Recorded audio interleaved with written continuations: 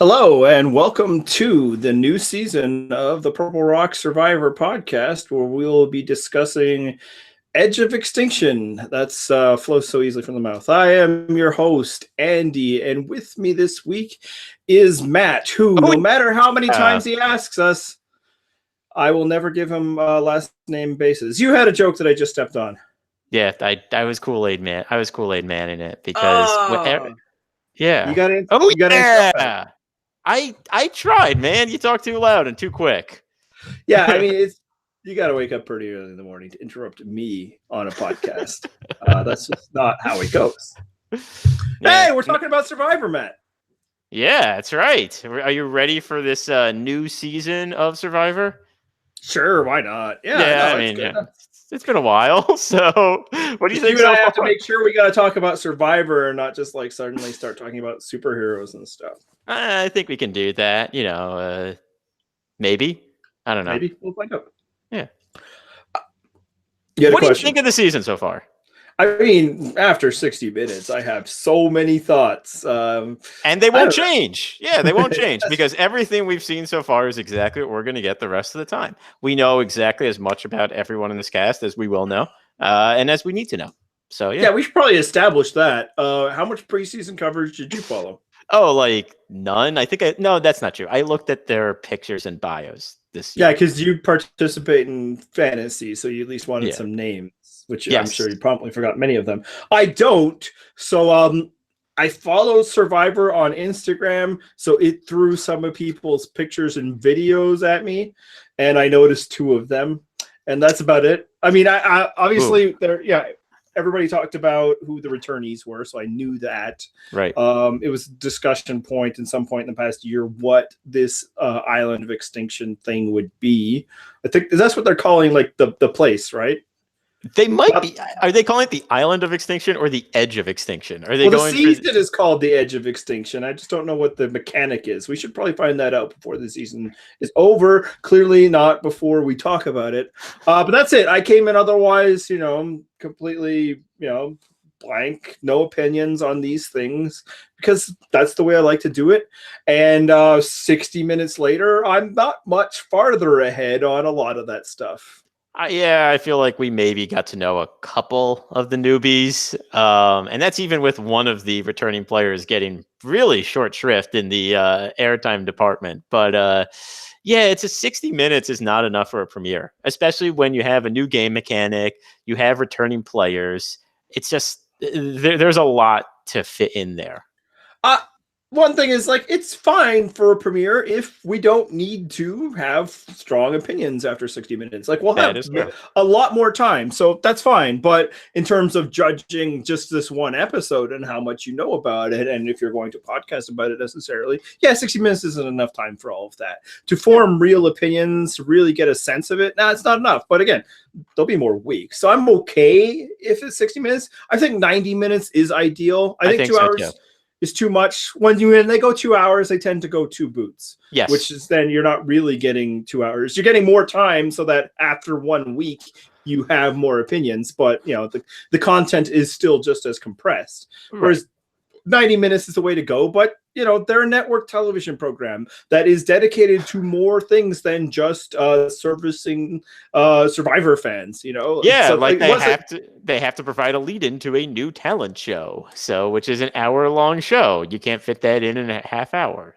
Yeah, so it's not like this was some kind of plot against the show. It's not indicative of how the season will go. It's just, this one was 60 minutes, and as a result, and the running time you might be noticing as you're listening or watching this might speak otherwise. I don't know if we have a lot to talk about, or at least in terms of definitive statements. But hey, you know what? That's okay. I know it really puts some fans at like a awkward place when after one episode they don't have like their season-long rooting interest in place. Although if you were a real fan, you would have figured that out based on the way they answered like favorite hobbies and bullshit. But I'm okay to discover what's going on.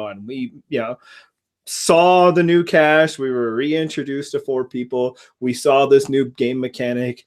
I'm ready to watch Survivor again next week. But as far as this episode, yeah, it was fine. It was incredibly basic, right down to the motivations for the vote. Yeah, and it didn't make any huge missteps that would have already put me out on the season. Like, there's nothing that has happened so far that makes me go, nope, this is gonna absolutely stink. And on that note, I actually wanted to say this for this podcast, for me, for us, and maybe for us as a community. Let's make a pact to not spend our time this season pre-complaining about things that are going to happen before they happen. And now that's different between like the thing I saw now makes me think that like things later won't be good. That's fine because you're talking about something that's happening now. Mostly what I'm talking about is we know basically what this Extinction thing is about. They haven't filled it all in, but there's been interviews and I mean, Redmond reported it a year ago. And I'll say right now, when I heard about it, this was one of the few proposed changes where I was like, no. Usually I'm like, let's just see. This one, I was like, no, that doesn't sound good. But we'll have time to complain about it when it actually is something to complain about. I would say right now it's not a thing to complain about. Yes. So let's enjoy this time. This time because it could end up ruining the season. It could end up sucking, or, and I think there's a big potential, it could end up not mattering at all. And I think there's a larger potential for that than people are giving it credit for, because, of course, the most obvious comparisons for the edge of Extinction is Redemption Island. And I don't think this is going to take up as much time week to week as Redemption Island does. But I don't know. And that's the thing. We don't know. If it does take up that much time, I would probably not like it. But I am willing to wait to see what they do with it, to see if they've learned any lessons before I rush to judgment. Yeah. So I just want to, like, I'm not wagging my finger, like, let's give this a chance, people. I'm just saying, let's just wait. Let's just wait to complain about it when it needs to be complained about. For now, let's just enjoy this, time. Yes. If there is things to indeed to enjoy. And, the point about Redemption Island, you can be like, well, Redemption Island sucks. South Pacific sucked. Blood versus Water did not suck, and that's instructive. Things can be bad ideas, and Survivor can overcome it. It's happened before. Maybe it'll happen now. So yeah, just for anticipating this season, let's wait. We'll wait for that stuff. Whereas what we got from this episode, nothing about it made me think that, like, oh man, we're in for it. Either way, I don't know if we're in for something great. I don't know if we're in for something bad. It's just, so far, it's just a season of Survivor. Yeah. So now that we have agreed to not judge things that we haven't seen, let's judge some people that we've seen a little bit of. What do you have, do any newbies stand out to you so far? Yeah, I mean, I guess when they were announced which 4, it was like, okay. I mean, it's fine. They are 4 people who were always going to come back. So it's not like, oh, why'd they bring back her, her or him? It's like, because they were going to. Am I excited for any of the 4? Not really. But I'm not like really upset by any of the 4 either. And to varying degrees. Do I love, Facebook fan favorite Joe Anglim? He of the, Red Pill MAGA, love. No, not really, but I also don't hate Joe the way that most people do, because I am not the kind of fan who reflexively hates that which is popular. I outgrew that some time ago. I don't need to, assert my, fan superiority through my, iconoclastic tastes. I assert my fan superiority with every goddamn thing I say, and the dripping, tone of superiority with which I say it. So I don't dislike him in that way. He's just whatever. He's a guy who's good at challenges that, like, young girls like to look at. And not just young girls. Many people like to look at. Maybe less so this season because of what he's got going on in the face. The worst mustache I've ever seen in my life. Just a crime against humanity. Also, can I just interrupt you for 1 second? Because I will allow that. Yeah, you did something really funny. I just have to make notice of it, which is that so you might have noticed that Andy was not answering the question I asked because I jumped ahead in our question order without realizing Oh, it, and Andy was answering the question that I should have asked and not the one I did. So if you ever wonder, does Andy listen to the other person on the podcast? The answer is definitively no. it's because you started to say, let's talk about people we have seen. And Right, I'm like, okay, he's about to talk about people we've seen. because With I the started the newbies, we prompt. really haven't. Well, right, because I started the prompt with that in mind, and then I looked down this thing and I saw the newbies rather than the returnees, and I had to switch it up at the last second. So, So yes, we're talking about the 4 routinees, or at least I am. yeah, that's what we're supposed to be talking about here. So we're talking about whether how we feel about these people, Joe, Aubrey, Kelly, and David, and whether we are prejudging them. But Yeah, please go and on. honestly, we can because we have something to judge based on Yes. how we Yeah. felt about them in the past. One thing I say about Joe is I don't think he ever really takes up that much time in the show. It's a challenge thing. It's people talking about we got to get out Joe. It's not like they give him a ton of confessionals because he doesn't have a whole lot to say. Like I've never felt like his impact to his season has really affected my enjoyment of it one way or another. And I feel like unless the other thing happens, the other twist changes this, I think that'll be true this time. I don't think that there's a lot of other things that Joe can do other than what he does do, which is win at challenges, look good in his underwear, and make camp life good, which obviously doesn't even translate very well for us. Yeah, I mean, the one thing about Joe is people spend a lot of time talking about Joe, but Joe doesn't spend a lot of time talking. And so I think that might, influence people because they hear so many people talking about Joe that you think like, oh my God, all this Joe. But it's because like he, I think when you're around him, he's larger than life. And, on TV, like only some of that comes across because when you're around him, you see him doing all the camp stuff. You see him doing all the challenge stuff and you're like, damn, like I can't do that. Or, like and he's tall. So he's very tall. Larger. Yes, that is true. And tall people are automatically afforded every advantage in life.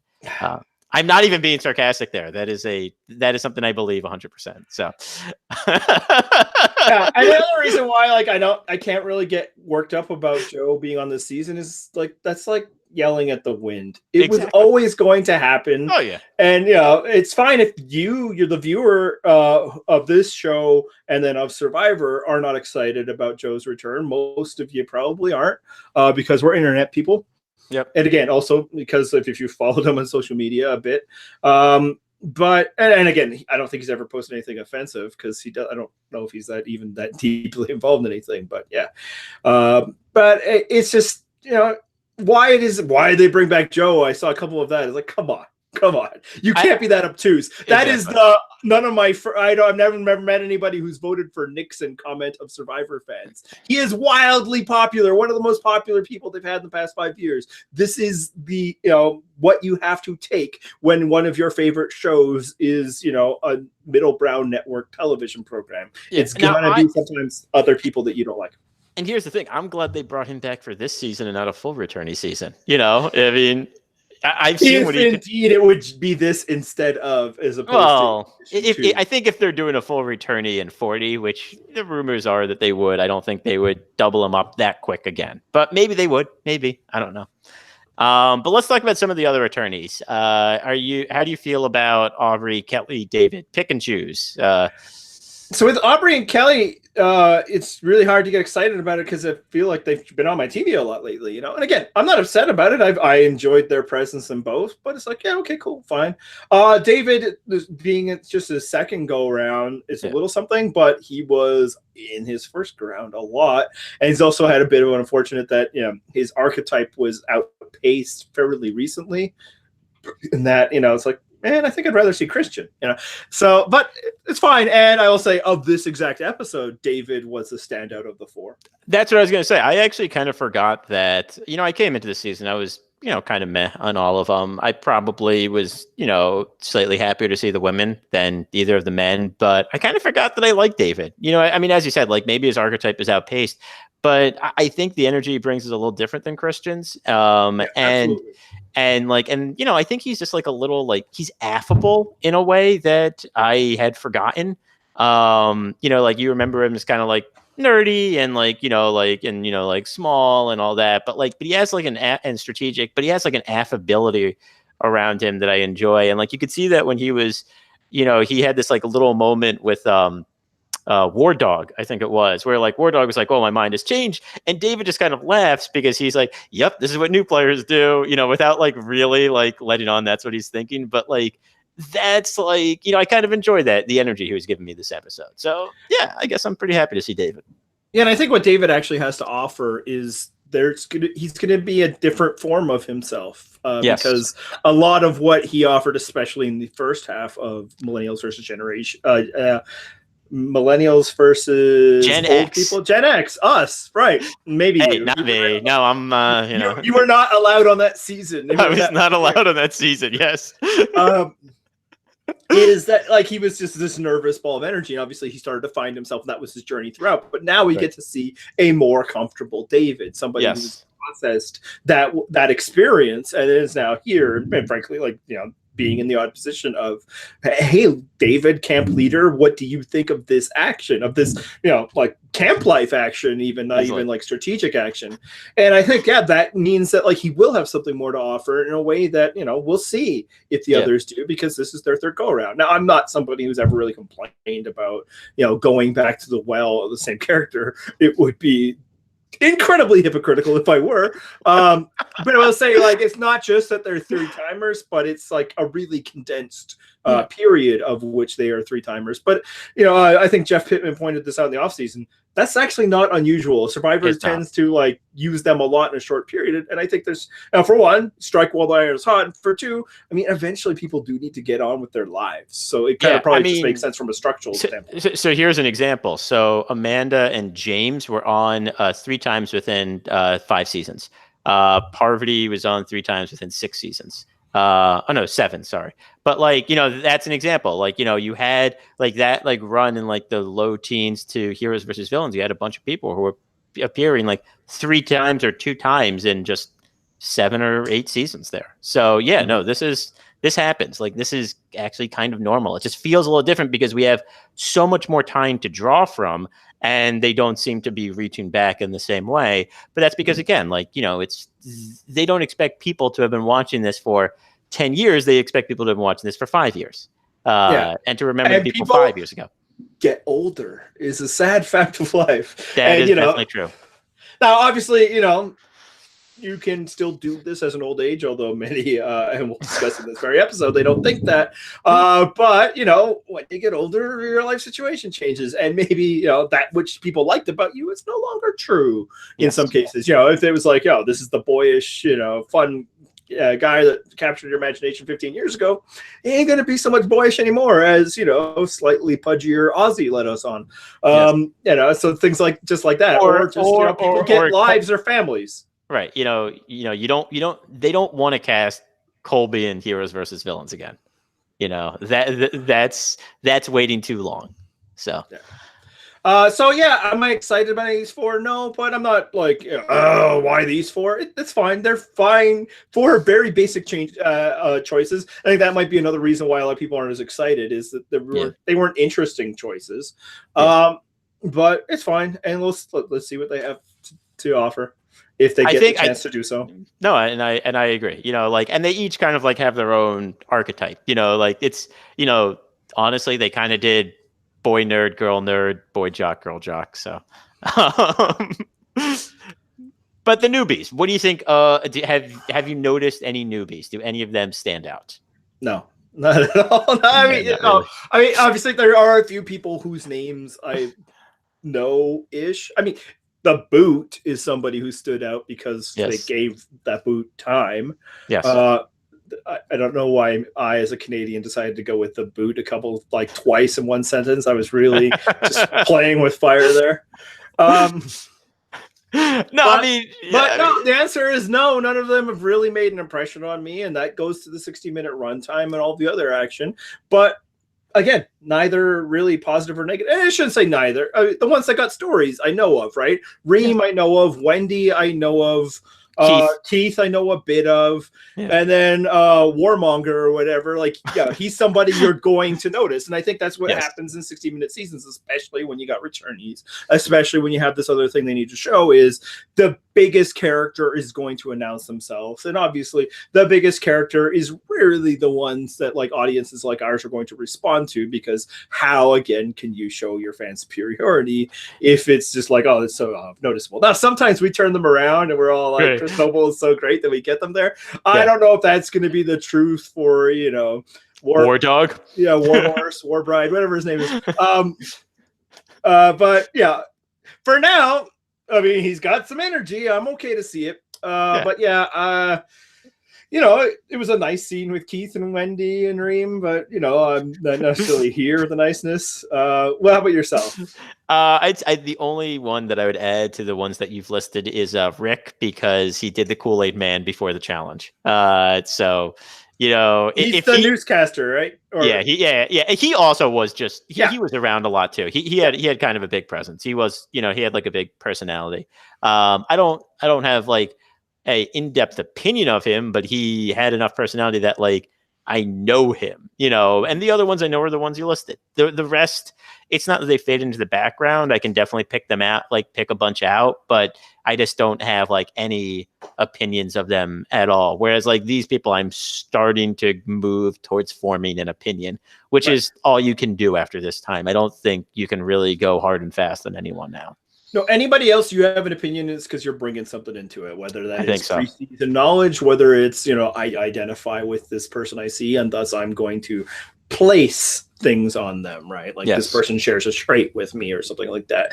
But none of it is actually legitimately, you know, this person made this impression and I feel like I know them, because how could you? The show didn't give you time. Yeah. So, and again, I'm saying that's okay. We got time. It's fine. Not everybody has to be there. I know some people like it's going to mess with their edgic charts, or maybe it'll make their edgic charts really easy. But you know, you don't need to have your opinion in week one.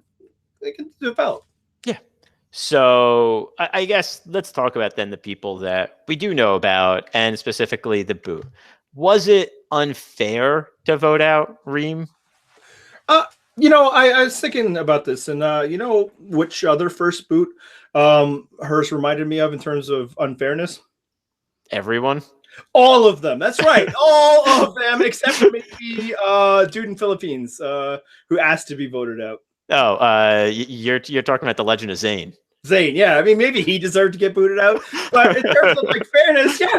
It's a group of strangers who, after like 72 hours, had to say, no, you don't get to play anymore. Of course it's unfair. It's always unfair. It's unfair when it happens to people who you don't identify with personally. And yes, it was unfair to her. And was it unfair to her due to demographic reasons? Yeah, probably. Yep. Because again, it sucks, man. 3 days and just be like, you got to pick somebody to go. And nobody is incentivized to be fair. Survivor is not fair. So yeah, of course it was unfair. It's really unfair. The only times it was more unfair than what happened to Reem is when it was like Jonathan and Libby after like 1 day. Yeah. I mean, you know, no, exactly. And that's the problem is after 3 days, you just don't know the people you're around. You don't have those bonds yet. You know, like you might have a bond with one person, but as a group, like people are not attached to too many people right away. Again, they might have like one person. So all they're looking for is anyone who stands out. And unfortunately, that does take the pattern of certain people. And we see it then explained in certain people. We see it explained as, well, you're the older woman, you know, pretty often, which sucks that's the reasoning. You know, I think some of the other reasoning in this episode actually probably had more to do with it. You know, not the fact that she was the older woman, but just the fact that like she mildly annoyed them, which honestly, when you're looking for a reason, you're looking for any reason, that's enough. You know, just because you don't want it to be yourself, you just want it to be someone who has stuck out in some way to people. Yeah, and then people on the internet start picking apart these little things. Well, blah blah blah. Yeah, of course it's bullshit. There's Of no course. reason. It's 3 days, and everybody in that is looking for a reason for it not to be them. So Yep. all it takes is just somebody to say, "Hey, how about them?" And this, this newscaster sticks out for this. Rick is like, "Hey, that was easy. They split themselves apart," and it makes it unfortunate for one that it's like older woman, two minorities, but it's also just like. It's easy for everybody else in that group. What is it, 9 and 9? So the other 6 people to be like, cool, okay, not me. One of them sounds great. Let's go with it. Like, you don't need to push back. It's like, oh, well, that's really unfair. I think we should really take a better look at this. And what does that say about us? No. All you're thinking is not me. So somebody, anybody, unless it's the person who is the truly annoying or weak link. Hey, how about some of them? You'll be like, yeah, okay, that's cool. And then basically you hope you don't go to tribal council in the next few days. And if you do, then it's going to be one of them. And it sucks and it's unfortunate, but I did not feel very offended by any of that because it's just like, yeah, that's Survivor. And it's weird that we know that people get voted out all the time in this game for reasons that are based on anything, really. Yes. It doesn't have to be much, but when it happens to somebody that seems a little more likable, and in this case I think she only seemed more likable because she was targeted and because she was featured, because she was one of the few people that we could name at this adventure. I don't think she actually had a very interesting personality. She was very standoffish about everything. Yeah, was it unfortunate? She was trying to do a nice thing with the clothes, but it bugged people, and that's enough. And she was trying to do a nice thing by helping Keith learn how to swim. But it made her a target, and that's enough. Yeah, and does that suck? Yeah, it sucks. Absolutely. 3 days, it sucks. And I will say, I do think the swimming thing played a big part in people's reaction. I do too. I think Miss Sweaterfin pointed this out in our comments. It's like, it's just like right away you have this scene. Oh my God, that feels so nice. People are just helping someone else, especially in this cutthroat environment. Oh, I love this. I love Survivor. I love these touches. And then immediately it's like, hey, let's get rid of one of those people. It's like, you bastards! You took that from me. But yeah, that's Survivor, baby. It was can't have nice things. Yeah, was it fair? No. Survivor is an incredibly unfair game. And it's unfortunate when people try too much to transpose it with real life, because unlike the real life situations where people can afford to be more generous with their situations, where people should be more inclusive, this is actually zero sum. Survivor actually is zero sum. It is about you taking out people and you not being taken out. Real life isn't that. You can actually, rising tides lifting all boats. Rising other people up to a level of equality does not actually take things away from you other than an unearned sense of superiority. But Survivor actually is that, where and I gotta think, if I was on the island and they were all like, hey, let's vote out this older woman, I'd be like, hey, I'm not an older woman, so I guess I'm not really gonna fight against that, even if I don't feel good about it. And I think that's what happens, and that it's not up to necessarily the contestants to battle it. It would be more up to the show that makes it so a 46-year-old woman is the old woman. Yes. I mean, so and let me say something else about this. The way this is a season with 18 people, and it's split into 2 tribes, which is pretty unusual because it means that you're going to have an unequal number of men and women on each tribe, which the show does not often do. And the reason why I'm bringing that up is because the tribe that went to tribal council, which is named after one of the great San Antonio Spurs of all time, is the tribe that has 5 men and 4 women. Which means that if you thought that tribe was going to target anything other than a woman, I don't know what to tell you about just, how this game works, especially after 3 days. After 3 days, they are absolutely going to target women. They're going to use terrible reasoning to do it. They're going to say they are the weak links. I don't think anyone stood out as a weak link in the challenge anyway. So any reasoning they are hanging on this is completely ridiculous, but that's just the way it's going to work. And if you listen to what Reem and Wendy were talking about before the tide turned on them, they said, who were they looking to target? Women. They were looking to target Lauren because she was the woman who was friends with Kelly. So, it's just that's just the way this game was going to work. And it sucks. You're right. And if change is going to come, it has to come from a producer level, because the way it's incentivized, the contestants have no incentives to change it. So if you want this to change, if you want this pattern to change, it has to come from a different place. We talk about the way that minorities go home so often early in the game. And, one way to change that is by casting more minorities. And in seasons when we've seen that, we've seen them do so well. Think about Cook Islands, think about Fiji. Those are seasons where we have seen, people are like, oh, well, the race wars and all that. Yeah. And we saw that when given an equal playing field, when they didn't have to be the representative, when they weren't just set aside because of what they look like, they're able to play the game and play it very well. But when it wasn't like they just don't quite get along the same. Yes, I'm just for some reason they don't fit in.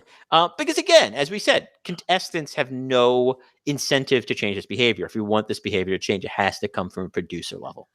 Yeah, and a lot of that almost just eats into itself. Now, obviously, most of it is people don't leave the societal problems behind when they get here. Right. If society is structured like this, then a TV show cast of members of society is also going to be like that. But also, I think the reality TV-ness of it becomes a thing where people just kind of do what has been done before, what they've seen before. They use the same language, so you get that. And Kelly's just like, yeah, I want to keep the tribe strong, as though Reem is necessarily keeping the tribe weak, but that's the language that we use, and it's the ebb and flow of it, and thus. Yeah, no, and again, if you're not part of that group, you won't fight against it. Just like they're not going to fight against it once it gets to the merge, and they're going to start targeting Joe types. Yep.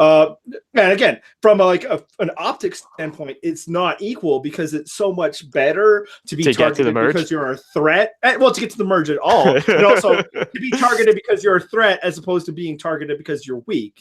There's a perception there, but it's the same rhythms, right?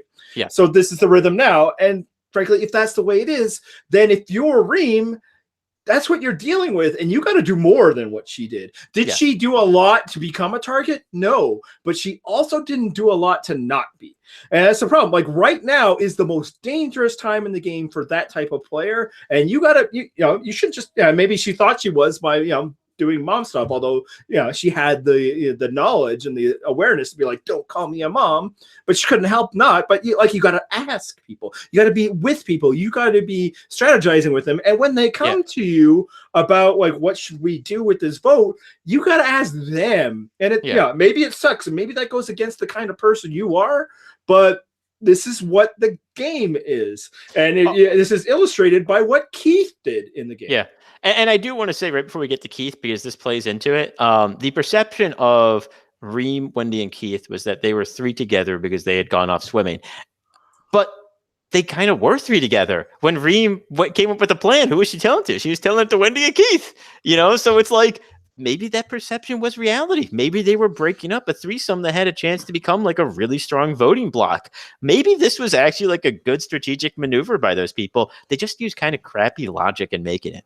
But so let's talk about Keith, because I thought that what Keith did was exactly what you were just talking about. He was reacting to the situation that was presented to him with an awareness of his own situation and frankly his historical situation in these type of instances, which is he realized that suddenly the attention was being turned on the two people that he had been close with, and he realized that attention would not be good for his game long term. And so he needed to get away from that attention. He needed to make an offering that he was not with them, that he was with the rest of them, and that he was not outside of the main group for whatever reason they want to make him outside of the main group. And so, he threw them under the bus. I think it was a good move, because at this point, what does loyalty matter? Especially loyalty to two people when you can, like this early, you're going to have time to form more bonds. It's sad, but true. They did a nice thing for you. It's that sucks that you have to do that to them. Too bad. You got to do it. Yeah. Again, I don't work in a workplace where I have to get rid of my coworkers every 3 days. So yeah, it would be mean to do that to somebody who helped you on a project. This Yeah. ain't that. This is No. not a real situation, and thus not the same rules. I was very impressed. I was impressed not only because like he wasn't pressured to do it. It was just like he was in that conversation and be like, "Whoa, this is a sinking ship and I cannot anchor myself to it." Yeah. Because yeah, that is not a power trio. And you No. know, I think so many people, especially because you know they feel like they're on the outside, maybe because they are put on the outside. You know, it might be again a very good read on being an outside, and then it becomes a self-fulfilling prophecy. But it's like so many people, and we saw it in this episode with Wendy. It's like, no, I got to fight for this. Nah. You got to just fight for you. Yes. Especially in modern Survivor, you might only need to survive this one, and then it's going to be a whole swap situation anyway. What you got to do is, and that also plays into why there's no motivation to fight against the tide that's being pushed against Reem and Wendy, because it's like, I just need to get along with as many people as possible because I don't know who I'm going to be playing with in 6 days. Exactly. And I don't want any enemies. So yeah, no, I thought his Rita situation and that it was not going to work out well for him and how he could get out from under it was really good. And especially when it's, transposed with what Wendy did, which was awful. Yeah. And the one thing I will say about Keith before I move to Wendy is I thought he made the read really quick, which I think is almost as important as making the read in the first place, because in Survivor, if you waffle, it can really kill you, especially early in the game. Well, even because if Wendy had made the same read and she beat him to it, now he doesn't get that play. So the timing is really important. And yeah, it's not even like, I don't even feel like it was an editing thing, because it kind of seemed like he Homer Simpsoned his way out of that conversation into the bushes and then went right and talked to people. Like, wow, Wendy and Reem and whoever it was they were talking to, I believe it was Rick. It was Rick, we're still talking, I think. He's like, I just got to do this other thing. So yeah, no, I think that was really well played. And it's interesting, before we get to Wendy again, is it seemed like the tenor after the episode of the internet was, this was an awful thing that those awful people did to Reem.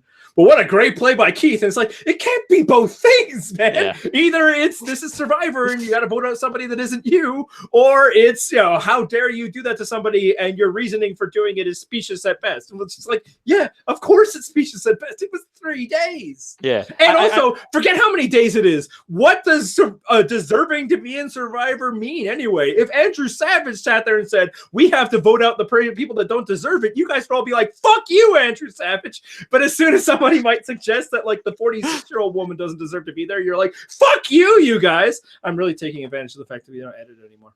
Yeah, I know, it's great. Although my kids might be out the door, that would have been, they were like, no.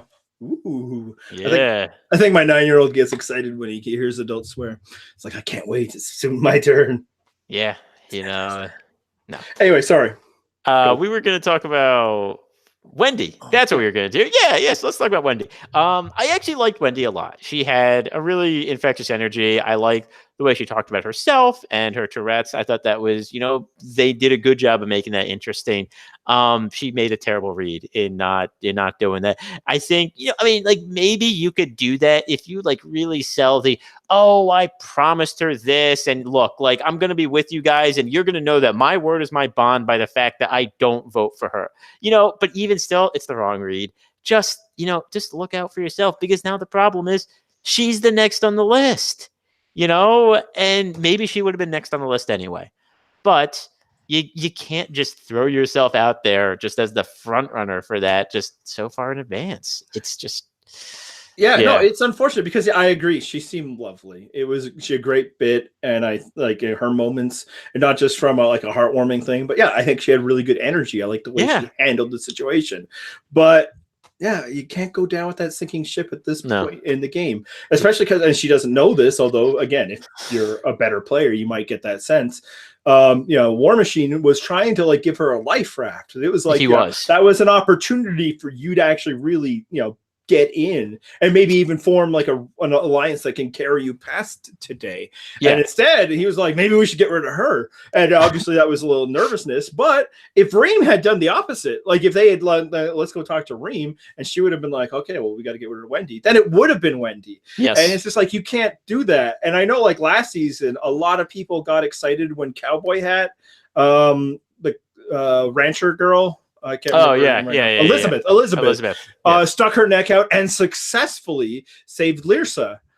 But then she didn't have many allies in any other swap or merge situation. She was unanimously voted, well, almost unanimously, because you can't vote for yourself at the merge. And it's just like it wasn't worth sticking her neck out to save somebody. If Because somebody the thing is, she made enemies by doing that too. Because, and if you looked at the way the tribes broke down, was like a lot, like the enemies that she had made there stayed against her. The Carls stayed against her. Carl and Davy, yeah, and she was with them the rest of the game. Yeah, and that's the thing. It's just like it sucks. I understand. Like people, for one, we just root for underdogs naturally, but for two, it seemed like a real connection. But 3 days in is not the time to draw the line in the sand. It's survive and advance again, especially now. You can make the argument that there's times when you need to fight because if you let it be them now, it's going to be you next. Yes. And sometimes you're thrown game mechanics to allow for that. Like if you're giving an immunity idol, especially if it's a one-time use, then maybe you need to win now because there won't be it later. But this wasn't that.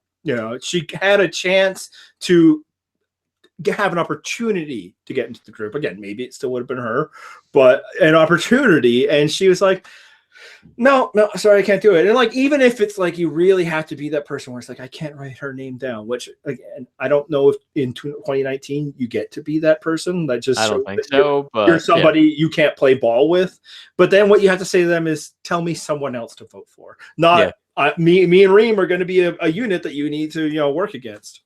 Yeah, no, exactly. So, okay, so let's talk about probably the last thing to talk about with this tribe, which is there has been some suggestion that Kelly Wentworth is going to be a villain this season. Are you seeing signs of villainy from Kelly?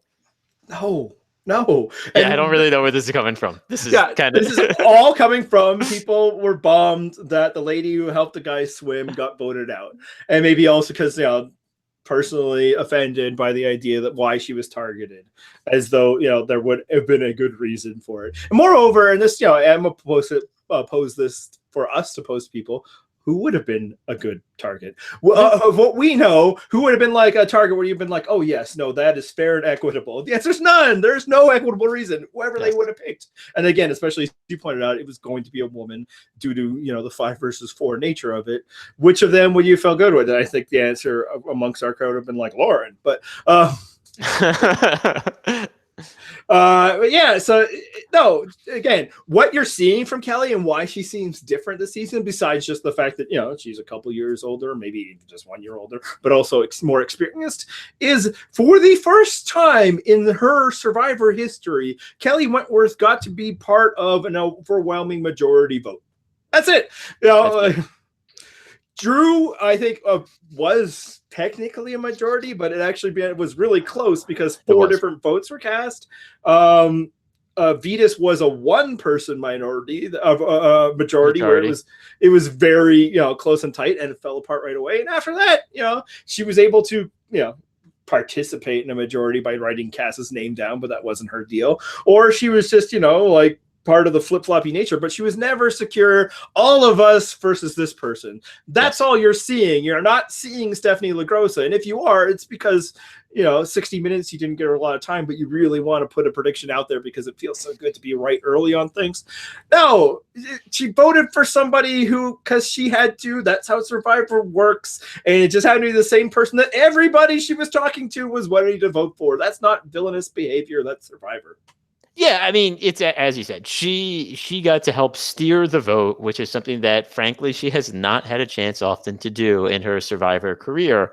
Ever to do, unless you want to say she helped in the Drew thing, but I kind of feel like that's the one where I would say I think she helped steer that one. But so yeah, I mean, and she has a tribe where people are looking to her, which again is a different Kelly Wentworth, So maybe that is what you're responding to, and if you perceive the person that is the leader of an alliance to be villainous, maybe that's because of past experiences you have with the show where you don't like those archetypes. But I don't think that Kelly is doing anything particularly villainous so far.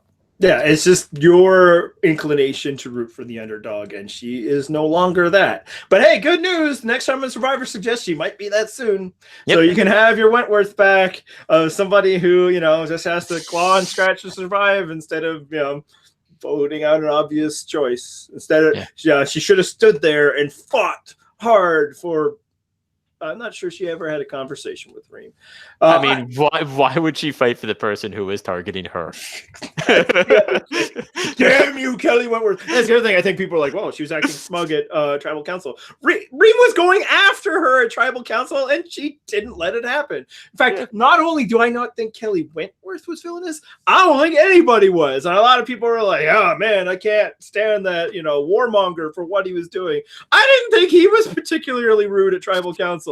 Again, Reem was going in guns a-blazing like she said she was going to do.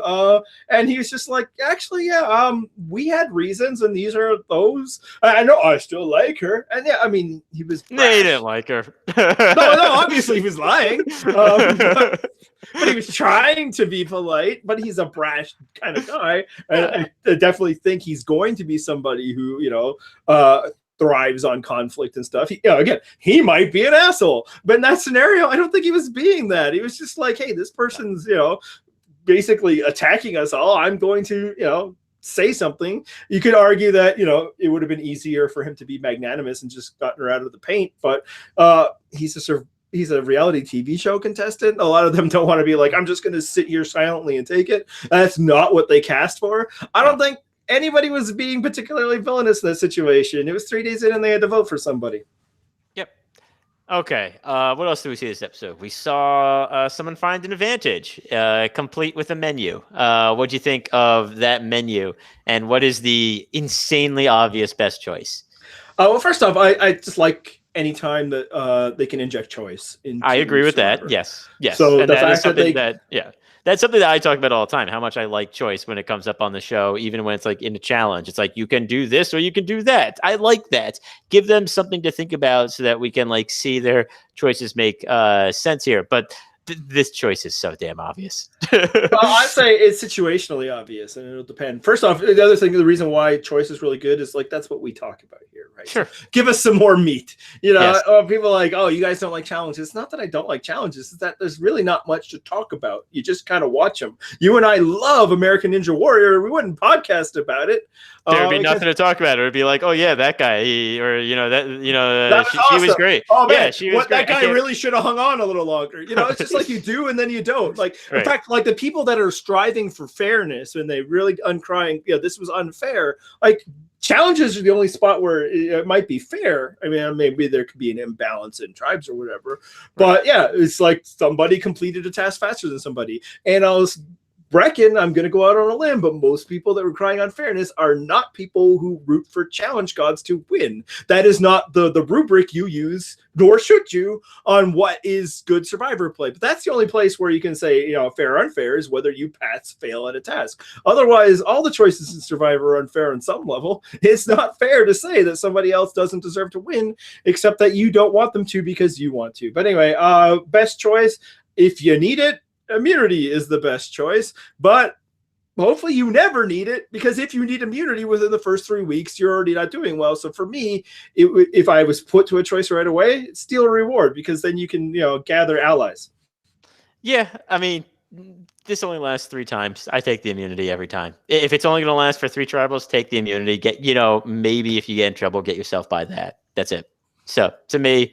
But yeah, sure. If you want to gather allies, the thing is, it doesn't seem like he has to choose right away. Yeah, that's the thing. Since he doesn't have to choose, you hang on to it for 3 tribal councils.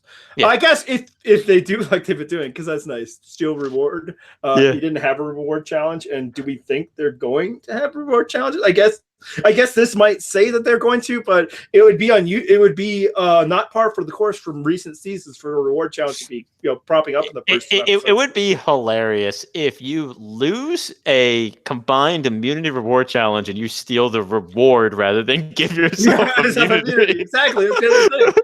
So yeah, no, that's not even a real choice. Yeah, you hang on to it unless you need immunity because again, it sucks to need immunity this early, but Yeah. staying in the game is better than not staying in the game, especially as we're saying your situation could just change in an instant.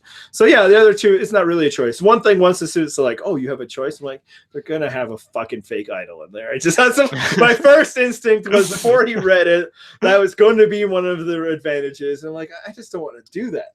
Yeah, well, let's not talk about fake idols yet. I'm sure that you will have plenty of time in the future. But you had a question on the internet that you want to talk about, which you proposed out there for any real survivors. And you wanted to know if weaving palm fronds is actually useful or is it a waste of time? What'd you find out, Andy? It's a waste of time.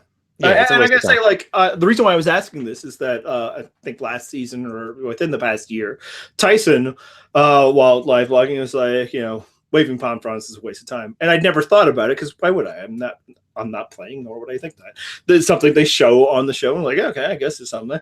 And at first, I'm like, is that like real, or is Tyson just being dismissive of the contributions of others? Because that sounds like something Tyson would do, frankly. Because Tyson was never out there weaving palm fronds, so let's be real.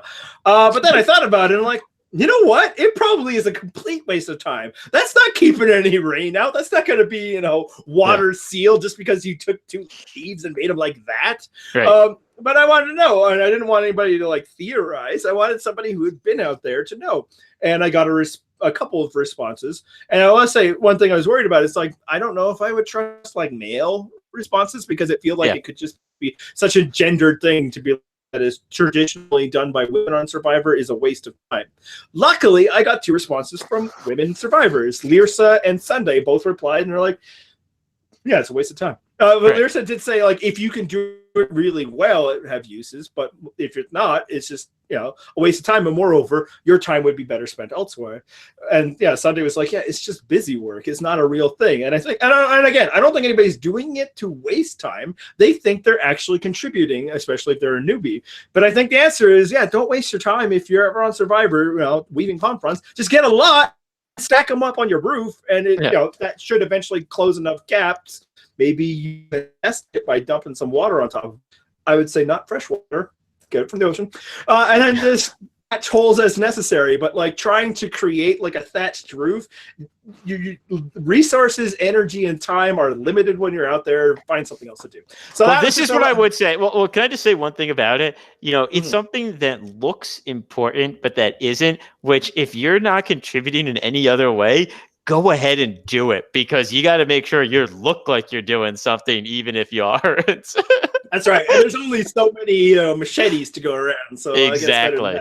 So that might be a tip, but I will say, like, I think we've had it at least once in the past where like a contestant is going complaining. It's like, you guys say, you're always doing the work around the camp, or that I don't do any, but you're not giving me any credit for weaving palm fronds.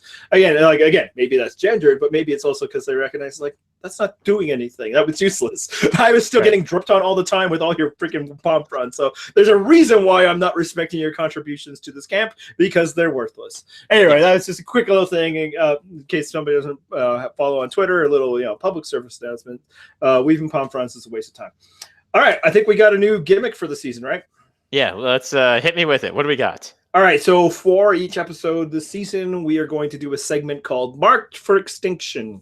And what we'll basically be doing is going through things in Survivor, whether it be in the game, dynamics amongst contestants, or maybe most especially within the Survivor fan community, that we will propose whether or not they should go extinct, whether things we no longer need as viewers, as fans, whatever.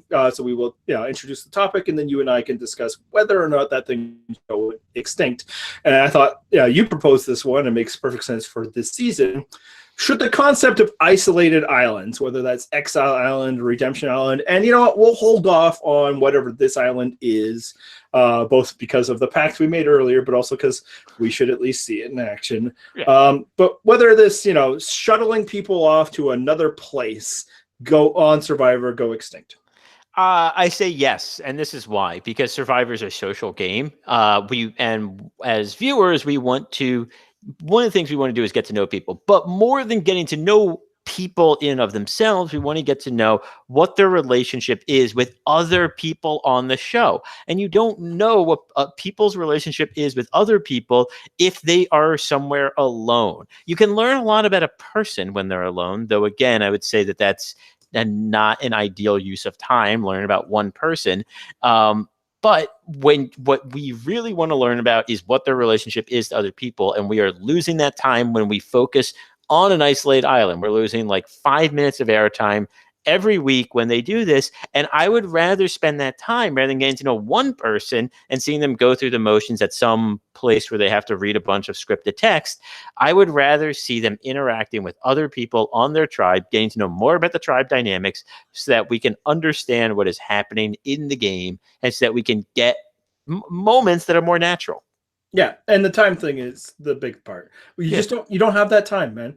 There's 42 minutes to go around. At least 15 to 20 of which are spoken for. That's challenge time. That's tribal council town time. That's establishing shot time. So in terms of time to actually get to know the contestants, especially with just interactions, it's really thin, and wasting it on we need to check out this third or fourth location is you can't do that. And I don't know why they keep going back to it. They should know more than we do. And maybe sometimes they know. It's like, man, we just, we don't have an idea. Yeah, we don't have an idea. We're not even have an idea. It's like so there are times in the season when it's like there's really isn't enough here. So at least maybe it's a godsend to we got this 5-minute block that we can just schedule in there. But we just don't have time, and that's why it's not worth it. And I think some of it would get muddled, and it's like we can't keep sending people to exile because they broke it with the Sugar Shack, and thus they just kept sending the same person, so that wasn't good. Or the Redemption Island, the problem that people have with it is voting people out should be sacrosanct and people coming in, and both of those things are true, but the biggest problem is we don't have time. And it's like, okay, we can spotlight somebody.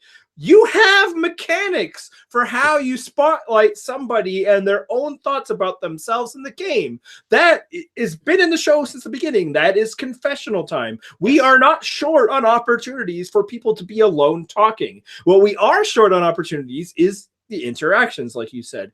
Now, I'll say it's Extinct. Look, if they want to do it every once in a while for an odd number swap to send somebody else off for one episode, that's completely different. Fine, that's fine. Especially because we don't have to check in on them much. Oh, and then Julia went over here. Oh, it sucks for Julia, and then back.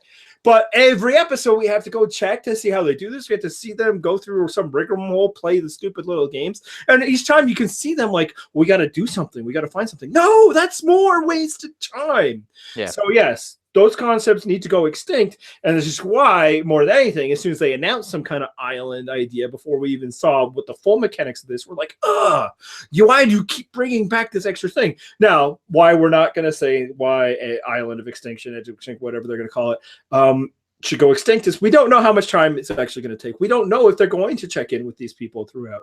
Now, there's a world where they spend a lot more time, and they because there could be more people there than in the game or something like that, in which case it's all that. It's like, but that's not the time I want. I want time of the people playing the game, but I suppose they actually are playing the game, so we'll see. But for the concept of introducing another location that they need to check in on, even when there's nothing there, because sometimes they would just perfunctorily, especially when there was no idols left to find back when that used to be the mechanic.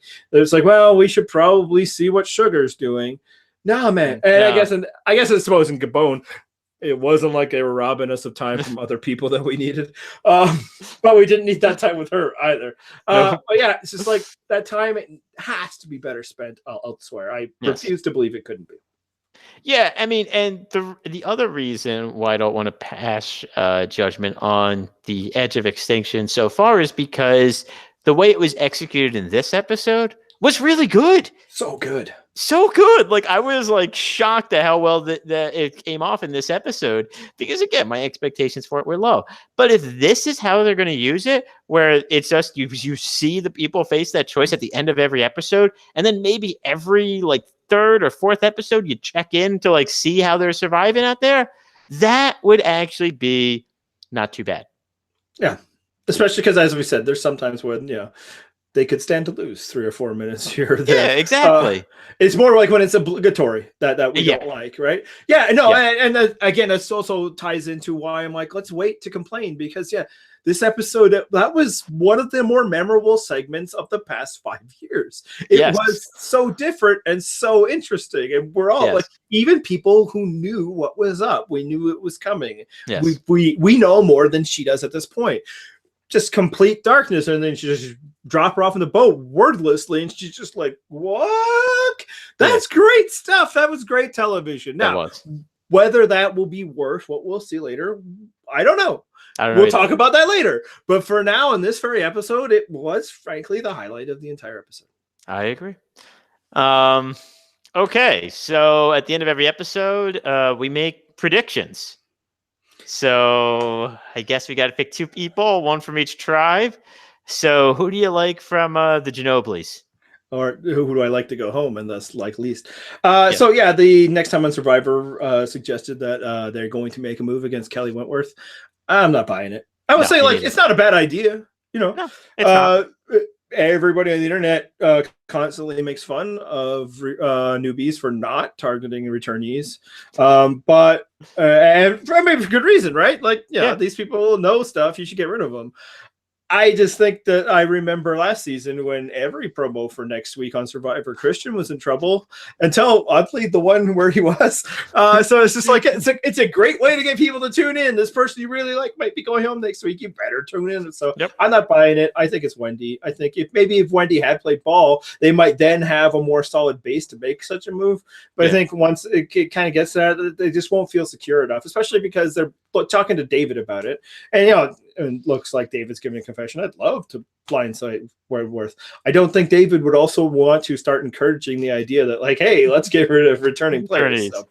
Yeah, no, I agree. I'm completely with you on your reasoning and why it's Wendy. So I think the other tribe's a little more interesting, and I might actually buck for every reason why you're just saying that it makes sense to get rid of why we're like, oh, the newbies should get rid of the returning players and all that, but why it doesn't actually make any sense to get rid of Kelly Wentworth here. My prediction on the other tribe's Aubrey. Same. Okay, good. Because that's where it makes sense. And Joe has no loyalty to a returning player in the same, and has no interest in protecting them in the same way that David would. So yeah, that's kind of that's where I think it would land. Well, I'll make it clear. It makes perfect sense for the other tribe to get rid of Kelly. I'm not buying it. I don't think they will. Sure. I think that's the show trying to get us somewhere. But yeah, no, get rid of Aubrey. I don't think she adds a lot of value for the tribe. And I'm not saying she's like worthless. I think she's probably useful around camp and all that, but she's also dangerous to people around camp. She is somebody who could win if you let her get too far into, your circle of trust. Joe is always going to be a target. And we saw it in this very episode where one of them, I don't know, probably Eric, was like, we should keep him around because he's the best meat shield of all time. True. Unless you're Stephen it was Eric. It was Eric that said that. He was the firefighter. Yeah. Unless you're Stephen Fishbach, you will not have trouble getting people to target Joe Anglim for a vote. So you don't need to really worry about it right now. In fact, having Joe around is just good for your game. One, you might not go to tribal council. Two, I think it was Aurora. No, I think it was Julie. Yes, you're right. Yes, I shared that. Yes, and I think, or maybe it was Julia. Oh, that's really confusing because because it was a tweet, so I actually don't know. They're very different. Physically, they're very different. They're very different, but by tweet, I don't remember which one it was. I think it was Julia. But anyway, one of them tweeted like the first 3 days were like, camp was wonderful. It was like paradise. That's because Joe Anglim's on their tribe and he makes camp life so easy. Why take that away early on, especially because this should be the hardest time? Yep. No. Nobody is targeting Joe. Unless like it really feels like there's a merge happening, next. Then maybe you could see it happening. But otherwise, you keep him around because he's going to help you keep winning both, immunities and rewards. He's going to keep helping around camp. You're going to be fed, and he's a shield. Too many people in Survivor get into the idea of big game hunting early, which is not good if you're big game. Yes. because that's not a mindset you want people within. And we saw that it seems like Eric understands that. And I believe he was talking with Gavin. Frankly, I think I know this because that's the tribe with only 4 dudes, so it's easier to remember who's who. Not that I had any knowledge of what Eric's name is. I'm reading it off a screen, but like guy who fit young guy who isn't Joe was saying that about Joe. So yeah, Joe's that. But again, with Aubrey, it's like, yeah, if you're going to get rid of returning players early, and you should, yeah, she's the one, man. Yeah, and frankly, if they had Kelly on their tribe instead of Joe, they should be getting rid of Kelly. Newbies should get rid of returnees, just not Joe because he's useful for you now. Right. Now, the one reason I would say not Aubrey is because that's the tribe with 5 women. So if there wants to be a women's alliance, and if I was Aubrey, that's what I would honestly be trying to do at this stage. But there's going to be a defector at this point in the game. So.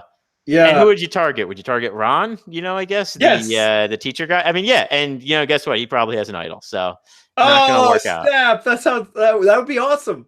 That would be cool. Now, ultimately, they're not going to tribal council next week anyway. So no, because they got Joe. So so it probably wouldn't matter. But that would be my prediction. It would be Aubrey. But. All right, so we got some plugs. If you go to our website, you still got time to participate in the fantasy league. That is going until the second episode begins on the East Coast. So West Coasters, don't think your entries will count if they come in after that. Also, how that works if you're just listening to us now because you read fabulous praise for us on the internet and decided to check it out, you pick any 4 members of this cast, including Reem, who is still a person on this season. This is true.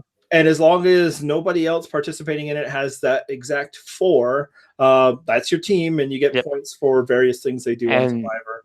And there will be a post tomorrow where you get the specific instructions at the website, which I didn't give before, but it's the purplerockpodcast.com.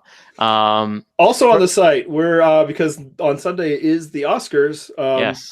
For the second year in a row, we're letting commenters join our little prediction game, which ruined our winning streak. I believe you won, and then I won, and then we let one of them win. That's awful. Where we just predict the categories that is happening, other than the short films, because we got to go to the bathroom sometime. And so there's a post there with a link to go to if you want to participate.